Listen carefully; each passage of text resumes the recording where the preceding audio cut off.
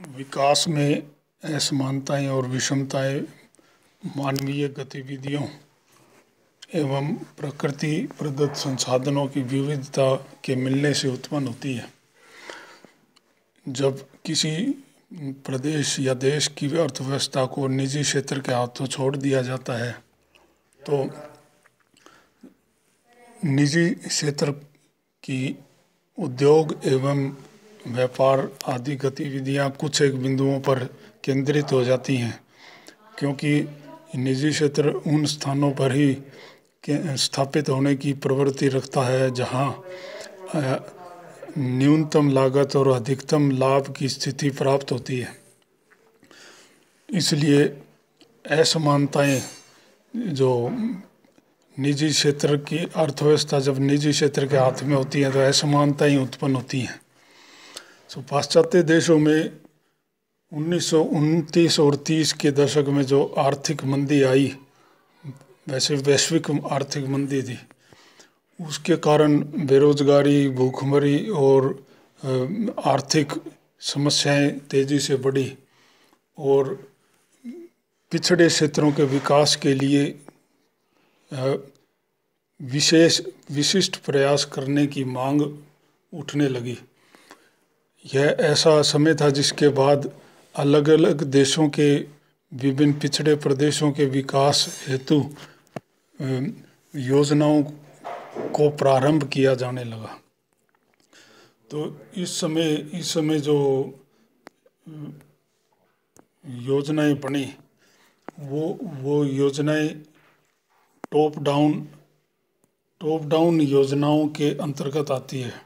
Top down का मतलब कि योजनाएं केंद्रीय सरकार बनाती थी और वो संपूर्ण देश के विभिन्न राज्यों में, विभिन्न भागों में लागू की जाती थी। इन्हें केंद्रण आधारित रणनीतियाँ कहते हैं, क्योंकि ऐसी रणनीतियों के फलस्वरूप या इनके उद्देश्य इस प्रकार के थे कि उनमें पैसों का या धन का निवेश कुछ एक बिंदुओं पर किया जाता था और वो बिंदु या वो स्थान पहले अधिक विकसित हो जाते थे और बाद में ये माना जाता था कि उनके विकास के प्रसार प्रभाव देश के पिछड़े प्रदेशों में होंगे। तो केंद्रण आधारित रणनीतियों में कुछ देश भर के कुछ चयनित बिंदुओं या नगरों में पूंजी निवेश करके आर्थिक गतिविधियों को बढ़ावा देने का प्रयास किया जाता था।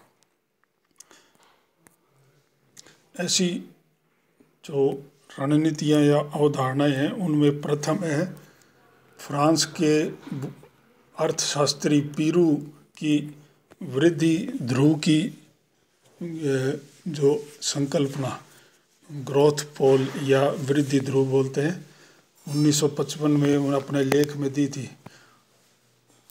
उनकी जो अवधारणा है वो भौगोलिक क्षेत्र से जुड़ी हुई नहीं थी, वो आर्थिक क्षेत्र की बात करता था, कि वो किसी स्थान या प्रदेश विशेष की बात नहीं की थी, आर्थिक क्षेत्र या आर्थिक गतिविधियाँ, इकोनॉमिक स्पेस की ही बात करता था। आर्थिक वृद्धि और संरचनात्मक परिवर्तन की प्रक्रियाओं को समझाने के लिए उन्होंने क्षेत्र को ध्रुवों के रूप में परिभाषित किया। ये वृद्धि ध्रुव या ग्रोथ पोल कहलाए, जिन्हें कई बार हम विकास ध्रुव भी कह देते हैं, लेकिन ग्रोथ पोल का शाब्दिक अर्थ वृद्धि ध्रुव होगा, लेकिन हम उसको विकास ध्रुव के रूप में आमतौर पर लिख देते हैं। तो ये वृद्धि ध्रुव अचानक ही प्रकट नहीं होते, ये बिंदुओं या विभिन्न तीव्रता वाले विकास ध्रुवों पर ही कोई विकास की गतिविधि उत्पन्न होती है, ये पीरू ने कहा। यह आर्थिक वृद्धि विभिन्न माध्यमों से परिवर्तनशील प्रभावों के साथ संपूर्ण अर्थव्यवस्था में फैल जाती है। तो इसीलिए इसको केंद्रण आधारित रणनीतियों में रखा जाता है कि कुछ केंद्रों से आर्थिक गतिविधियों का प्रसार होगा, पूरा देश विकसित हो जाएगा। तो जो पीरू की जो अवधारणा थी उसमें उन्होंने कुछ फर्मों या कुछ उद्योगों या अर्थव्यवस्था के कुछ सेक्टरों को ऐसा मानना कि ये देश के आर्थिक विकास के लिए महत्वपूर्ण भूमिका निभा सकते हैं। तो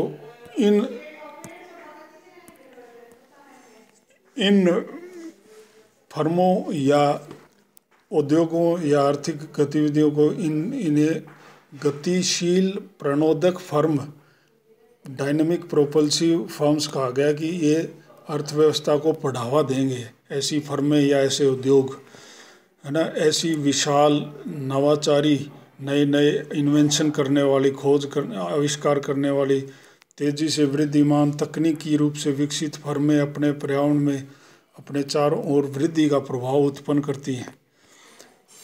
पीरू ने इस बात की व्याख्या नहीं की कि शक्तिशाली अंतर औद्योगिक जुड़ाव वाली ऐसी मुख्य प्रणोदक आर्थिक इकाइयाँ किस स्थान पर केंद्रित होकर अन्य औद्योगिक इकाइयों हेतु आकर्षण का केंद्र बनेंगी। तो ऐसी वृद्धि ध्रुव की अवधारणा सर्वप्रथम उसने दी, जो आर्थिक अवधारणा थी, जो स्थान से नहीं जुड़ी थी, स्थान या क्षेत्र से जुड़ी हुई नहीं थी, नगरों से जुड़ी हुई नहीं थी। इस नगर के रूप में, स्थान के रूप में ग्रोथ पोल या विकास ध्रुव, वृद्धि ध्रुव की जो सबसे पहली संकल्पना, वो पीरू की संकल्पना को भौगोलिक संकल्पना में बदलने का काम बूडविले ने किया था। ये भी फ्रांस के अर्थशास्त्री थे और इन्होंने उनकी प्योर आर्थिक संकल्पना को भौगोलिक संकल्पना के रूप में प्रस्तुत किया। इसलिए उनके जो ग्रोथ पोल हैं या वृद्धि ध्रुव, उनको भौगोलिक वृद्धि ध्रुव का नाम दिया गया। यद्यपि बूडविले ने विकास ध्रुव सिद्धांत को भौगोलिक स्वरूप प्रदान किया, तथापि वे विकास ध्रुवों की गैर क्षेत्रीय शब्दावली यानी कि आर्थिक शब्दावली से वो भी पूरी तरह अप्रभावित नहीं थे। उन्होंने लिखा, एक प्रादेशिक विकास ध्रुव एक नगरीय क्षेत्र में स्थित वृद्धिमान उद्योगों का एक समूह होता है जो अपने संपूर्ण प्रभाव क्षेत्र में आर्थिक गतिविधियों के विकास को बढ़ावा देता है। तो काफ़ी हद तक पीरू से मिलती हुई विचारधारा इसकी भी थी, लेकिन इसने कम से कम नगरों या स्थान के संदर्भ में ग्रोथ पोल या वृद्धि ध्रुव की बात करनी शुरू की। फिर एक अन्य विद्वान हुआ जिसका नाम है फ्राइडमैन। उसने अपने किसी प्रदेश के जो विकास की जो संकेंद्रण आधारित जो नीतियां हैं, रणनीतियां हैं, उनके संदर्भ में बात करते हुए कहा कि ध्रुवीकृत विकास का अपना एक मॉडल दिया, जिसमें ये कहा गया कि कुछ विकसित केंद्र होंगे जिन्हें उसने क्रोड कहा, कोर एरिया क्रोड, और कुछ बाकी विस्तृत क्षेत्र पिछड़े हुए होंगे जिन्हें परिधि या सीमांत क्षेत्र कहते हैं। इसीलिए उनका सिद्धांत क्रोड परिधि सिद्धांत या कोर पेरिफेरी थ्योरी के रूप में जाना जाता है। उन्होंने चक्रीय तथा संचयी फीडबैक प्रक्रिया के कारण क्रोड क्षेत्र परिधि क्षेत्र की कीमत पर विकसित होता है। उन्होंने कहा कि जो परिधि क्षेत्र हैं, चारों ओर के विस्तृत क्षेत्र हैं, वहाँ का संसाधन, वहाँ के एक्सपर्ट, वहाँ की लेबर, श्रम, तकनीकी रूप से सक्षम व्यक्ति सब, है ना, जो क्रोड क्षेत्र हैं यानी कि विकास के जो केंद्र हैं उनकी ओर वो माइग्रेट करते हैं, है ना, वहाँ उनकी पूंजी, उनका श्रम, सारी उनका टैलेंट सब चला जाता है। तो ऐसी एक चक्रीय रूप से ये गतिविधि घटित होती रहती है ना। वो परिधि प्रदेश में विकास ध्रुवों से उत्पन्न विकास के संवेगों को ग्रहण करने की उपयुक्तता नहीं होती है, क्योंकि यहाँ उद्यमशीलता, दक्ष श्रमिक पूंजी आदि की कमी पाई जाती है। जो थोड़ी बहुत होती है वो सारी, है ना, क्रोड क्षेत्रों में चली जाती है। जैसे जैसे क्रोड क्षेत्र समृद्ध होता है, परिधि क्षेत्र दक्ष मानव संसाधन और पूंजी निवेश के क्रोड क्षेत्र की ओर प्रवाह के कारण बैकवाश इफेक्ट्स यानी कि नेगेटिव, नकारात्मक प्रभाव, प्रतिक्षिप्त प्रभावों का सामना करता है। क्रोड क्षेत्र से परिधि की ओर उत्पादों का प्रवाह शुरू हो जाता है, जिससे वहाँ का बाजार इनसे भर जाता है और परिधि क्षेत्र के स्थानीय उद्योग बंद होने लगते हैं। तो ऐसे एक चक्रीय फीडबैक, है ना, प्रक्रिया के कारण पिछड़े क्षेत्र यानी कि परिधि क्षेत्र और पिछड़ जाते हैं, और ध्रुवीय क्षेत्र जिन्हें विकसित क्षेत्र कह सकते हैं, क्रोड, वो और विकसित होते जाते हैं।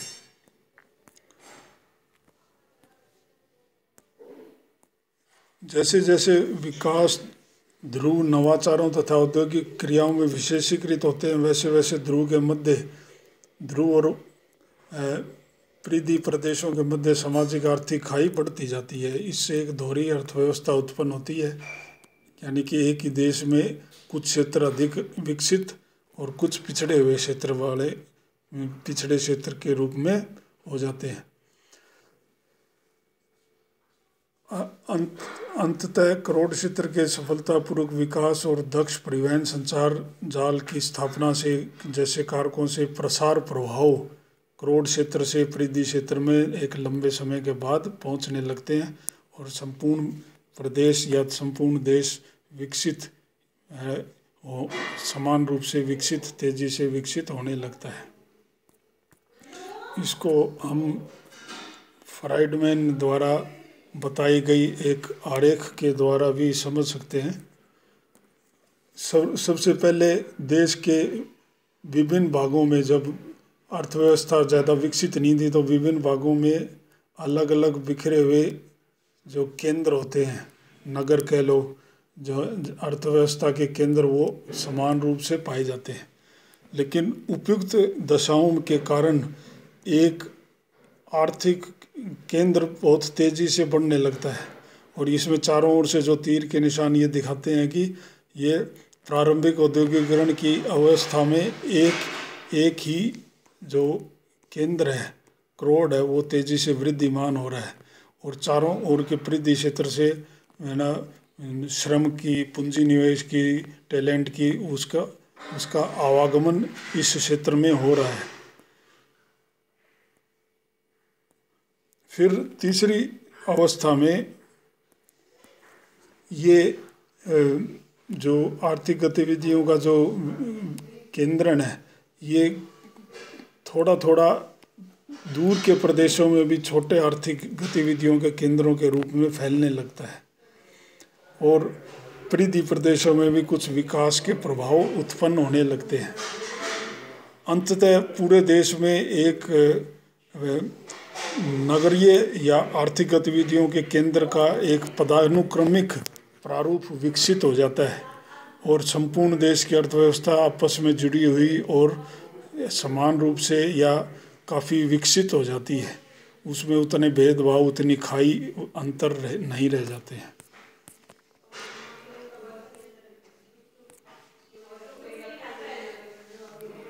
ऐसे ही एक स्वीडन के विद्वान और वहाँ के प्रधानमंत्री भी हुए हैं जिनका नाम था गुनार मेडाल। उन्होंने भी ऐसी है ना अवधारणा दी जिसे चक्रीय और संचित कारणता की अवधारणा कहा जाता है। संतुलित क्षेत्रीय विकास हेतु सरकारी हस्तक्षेप आवश्यक होता है, ये उन्होंने कहा कि अन्यथा प्राइवेट सेक्टर जो निजी क्षेत्र है वो कभी पिछड़े क्षेत्रों में अपना पूंजी निवेश नहीं करेगा। उनके अनुसार किसी केंद्र पर किसी कारण एक बार विकास शुरू हो जाए तो वह प्रदेश संचित कारणता यानी कारणों का समूह जुड़कर उसी को चक्रीय रूप से पुष्ट करता रहता है और वो केंद्र, वो स्थान तेजी से वृद्धि करने लगता है। उनके अनुसार वृद्धि की क्रियाविधि ऐसी होती है कि केंद्र अभिमुखी शक्तियाँ केंद्र अपमुखी शक्तियों से अधिक शक्तिशाली हो जाती हैं। यानी कि जो विकास के केंद्र हैं, आर्थिक गतिविधियों के केंद्र हैं, वहाँ पूंजी निवेश और है ना आर्थिक गतिविधियों का केंद्रण वहाँ होने से और बाकी देश के विस्तृत क्षेत्रों से जो आने वाली, जो शोषण करके आने वाली आर्थिक गतिविधियाँ हैं, वो वहाँ केंद्र अभिमुखी शक्तियों के रूप में वहाँ इकट्ठी हो जाती है, उनको पुष्ट करती रहती है कुछ स्थानों को।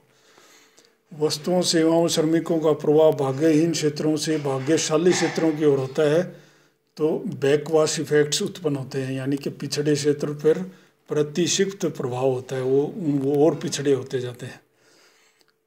आर्थिक प्रसार के केंद्रों पर आर्थिक वृद्धि के सकारात्मक प्रसार प्रभाव भी अन्य प्रदेशों पर पड़ सकते हैं। जो विकास के केंद्र हैं उनसे आर्थिक गतिविधियों के विकास का जो प्रभाव है वो भी बाकी के चारों ओर के प्रदेश पर समय के साथ उत्पन्न होता है। उदाहरण के लिए कच्चे माल के लिए मांग में वृद्धि होने से ऐसा हो सकता है, चारों ओर के प्रदेश से कच्चा माल आए तो उसकी मांग बढ़ेगी तो कुछ है ना विकास के प्रभाव चारों ओर के प्रदेश पर भी पड़ेंगे। तो ऐसे बैकवाश प्रभाव यानी कि प्रतिक्षिप्त प्रभाव और प्रसार प्रभाव दोनों तरह के प्रभाव होते हैं, उत्पन्न हो सकते हैं। विभिन्न प्रदेशों के मध्य अंतर प्रक्रिया का प्रभाव प्रसार प्रभाव तथा बैकवाश प्रभाव के संयोग पर निर्भर करेगा। तो ये दोनों प्रकार के प्रभावों का मिलजुल कर एक संयुक्त असर जो पड़ता है वो उसके अनुसार किसी क्षेत्र की आर्थिक स्वरूप निर्धारित होता है।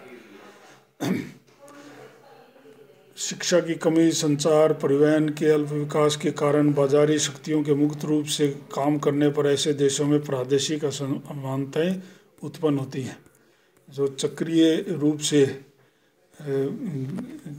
गुनार मेडल का जो चक्रीय सिद्धांत है उसको हम यहाँ देख सकते हैं कि अगर एक नए उद्योग की स्थापना होती है किसी स्थान पर, किसी नगर में, तो वहाँ स्थानीय रोजगार की उत्पत्ति होगी, है ना, वहाँ पूंजी और उद्यमियों का आगमन होगा और वहाँ विभिन्न प्रकार की सेवाएं और समृद्धि बढ़ेगी, जिससे जनसंख्या और, है ना, स्थानीय प्रशासन की आय में वृद्धि होगी। जनसंख्या व उद्योगों हेतु बेहतर आधारभूत ढांचा आएगा और इससे उद्योगों की और अधिक स्थापना होगी। जब किसी स्थान में उद्योग स्थापित होंगे, औद्योगिक रोजगार बढ़ेगा, तो स्थानीय प्रशिक्षित श्रमिकों में भी वृद्धि होगी और फिर उद्योगों में उनके जाने से औद्योगिक वृद्धि में और, है ना, सहायता मिलती है। तो इस प्रकार एक चक्रीय रूप से आर्थिक औद्योगिक वृद्धि या आर्थिक गतिविधियों का विकास किसी क्षेत्र में होता है, ऐसा गुनार मेडाल ने कहा था। फिर एक असंतुलित विकास की जो एक और रणनीति है वो हर्षमैन नामक विद्वान ने दी थी। हर्षमैन का मानना था कि उनकी पुस्तक थी आर्थिक विकास की रणनीति, उसमें हर्षमैन ने विकासात्मक नियोजन हेतु असंतुलित विकास की रणनीति के द्वारा इसकी व्याख्या का प्रयास किया। उनके अनुसार आर्थिक विकास सर्वत्र एक साथ दिखाई नहीं पड़ता। जब वह किसी स्थान पर शुरू होता है तो शक्तिशाली बल प्रारंभिक स्थल के चारों ओर आर्थिक विकास को केंद्रित करते हैं, यानी कि शुरू में आर्थिक गतिविधियों का केंद्रण होगा कुछ स्थानों पर, फिर उसका प्रसार होगा। ये सभी सिद्धांत इस प्रकार की विचारधारा वाले हैं। इन शक्तियों का सरलीकरण करते उन्होंने अपनी संकल्पना में कहा कि जो विकास उन्मुख देश हैं, ज़्यादा विकसित है, उनको उत्तर कहा, पिछड़े प्रदेशों को उन्होंने साउथ कहा। तो नॉर्थ और विकसित है और साउथ पिछड़ा हुआ। उनके अनुसार नॉर्थ के विकास के कई सकारात्मक व नकारात्मक प्रभाव साउथ या पिछड़े क्षेत्र पर पड़ेंगे। तो मेडाल के जैसे शब्द यूज़ करते हुए उन्होंने, है ना, नीचे की ओर जो सकारात्मक प्रभाव पड़ते हैं उनको कहा ट्रिकलिंग डाउन इफेक्ट, यानी कि मंद धीरे धीरे जैसे पानी टपकता है, मंद अधोमुखी प्रभाव। और जो नकारात्मक प्रभाव पड़ते हैं उनको उसने कहा ध्रुवीकरण प्रभाव, पोलराइजेशन इफेक्ट। इन शब्दों का यूज़ किया। सकारात्मक ट्रिकलिंग डाउन इफेक्ट मुख्यतः नॉर्थ द्वारा साउथ से कच्चे माल की खरीद में निवेश के कारण उत्पन्न होते हैं। ध्रुवीकरण प्रभाव यानी कि नकारात्मक प्रभाव वो दो तरह से उत्पन्न होते हैं। नॉर्थ के उत्पादकों के से प्राप्त प्रतियोगिता के कारण पिछड़े क्षेत्र की आर्थिक गतिविधियां कमज़ोर हो जाने से, या पिछड़े क्षेत्र से तकनीकी लोग, प्रबंधकों, उद्यमीशीलता सभी का विकसित क्षेत्रों में, है ना, वो प्रवास हो जाने से।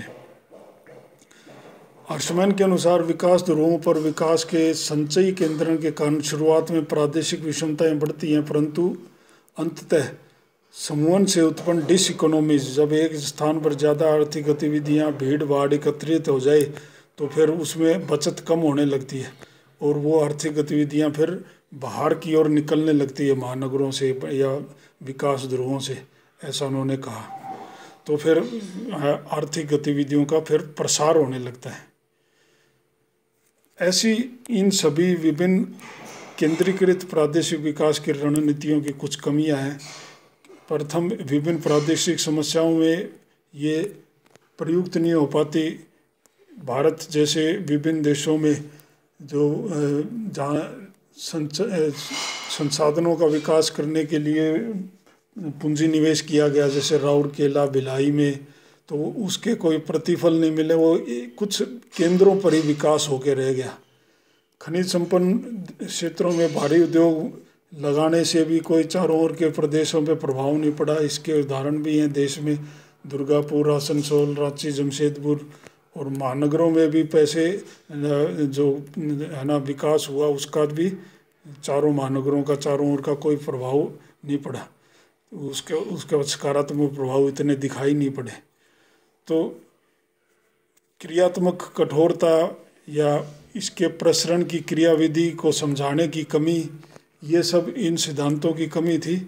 और फिर एक आरोप और लगता है इन पे कि नगरीय और औद्योगिक पक्षपात पूर्णता, कि ये केवल नगरीय या औद्योगिक केंद्रों की ओर ही उन पर ज़्यादा जोर देते हैं। इस प्रकार की रणनीतियाँ